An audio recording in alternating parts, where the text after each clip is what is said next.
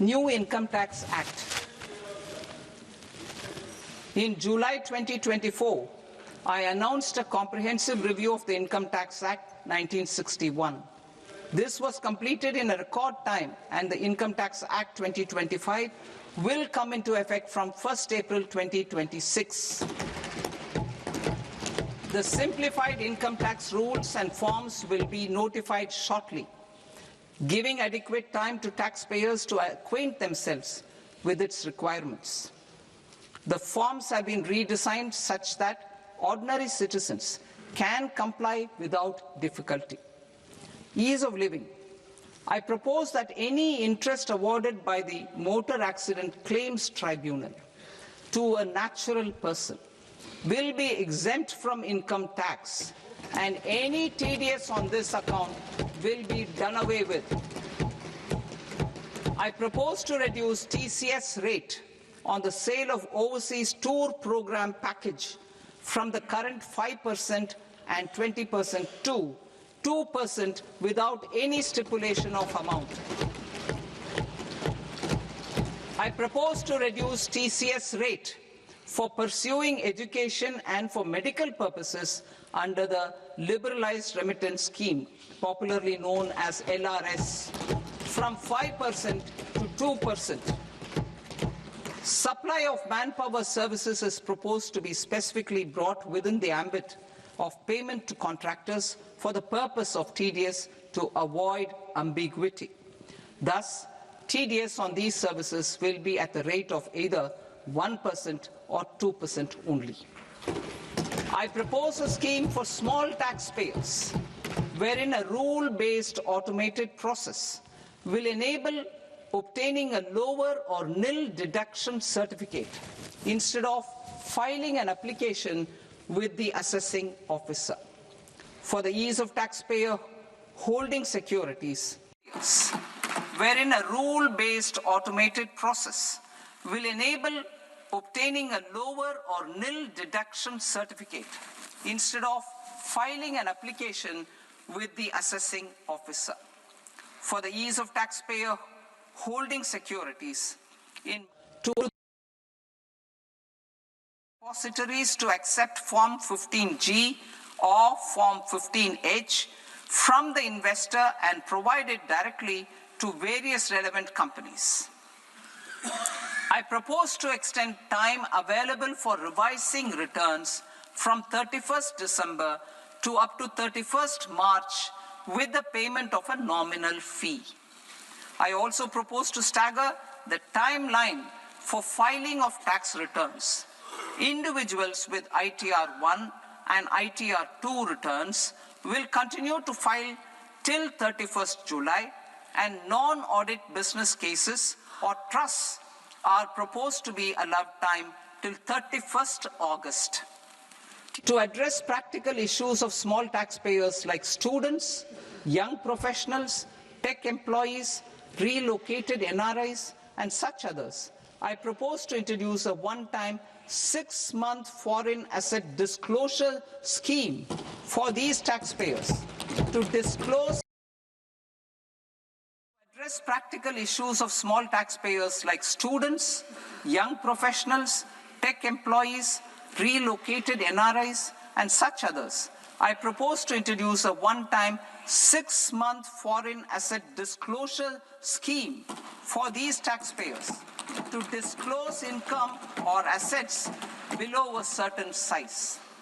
This scheme would be applicable for two categories of taxpayers, namely A, who did not disclose their overseas income or assets, and B, who disclosed their overseas income and or paid due tax but could not declare the asset acquired. For category A, the limit of undisclosed income or asset is proposed to be up to 1 crore rupees. They need to pay 30% of fair market value of asset or 30% of undisclosed income as tax and 30% as additional income tax in lieu of penalty, and would thereby get immunity from prosecution. A hindrance to the ease of doing business, I propose to integrate assessment and penalty proceedings by way of a common order for both. There will be no interest liability on the taxpayer on the penalty amount for the period of appeal before the first appellate authority, irrespective of the outcome of appeal process. Further, quantum of prepayment is being reduced from 20% to 10% and will continue to be calculated only on core tax demand. As an additional measure for reducing litigation, I propose to allow taxpayers to update their returns even after reassessment proceedings have been initiated, and an additional 10% tax rate over and above the rate applicable for the relevant year. The assessing officer will then use only this updated return in his proceedings. There is already a framework for immunity from penalty and prosecution in the cases of underreporting. I propose to apply this framework for immunity to misreporting too. However, in such a case, the taxpayer will need to pay 100% of the tax amount as an additional income tax over and above the tax and interest due. Penalties for certain technical defaults, such as failure to get accounts audited, non-furnishing of transfer pricing audit report, and default in furnishing statement for financial transactions, are proposed to be converted into fee.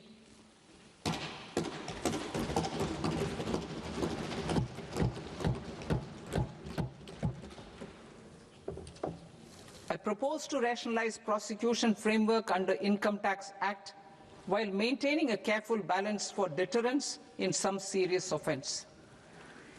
Non-production of books of account and documents and requirement of tedious payment where payment is made in kind are being decriminalized. Further, minor offences will attract fine only. The remaining prosecutions will be graded commensurate with the quantum of offence. They will entail only simple imprisonment with maximum imprisonment reduced to 2 years and power to courts to convert even those into fines. There is no penalty. There is no penalty presently for non-disclosure of non-immovable foreign assets with aggregate value less than 20 lakh rupees. I propose to also provide them with immunity from prosecution with retrospective effect from 1/10/2024.